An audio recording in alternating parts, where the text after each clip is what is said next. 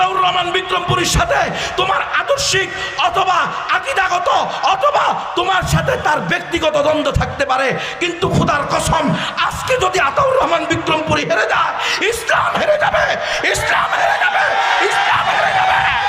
জুলাই সনদ, আরে কি খুশি, আমরা জুলাই সনদে সাইন করছি, এটা সংবিধানের সাথে জড়িত হয়ে যাব, মিলিয়ে দেব, সংবিধানের অংশ হয়ে দেব। 2 নম্বরে কি লিখছেন হুজুর? ওখানে লেখা আছে দেশের মালিক জনগণ। যেহেতু এই দেশের মালিক জনগণ, তাই জনগণের অভিপ্রায় হবে এই দেশের সর্বোচ্চ আইন। বুঝছেন নি? জুলাই সনদ খান, জুলাই সনদ বসে বসে দুইয়া খান, ইমান চলে যাবে, ইমান শেষ।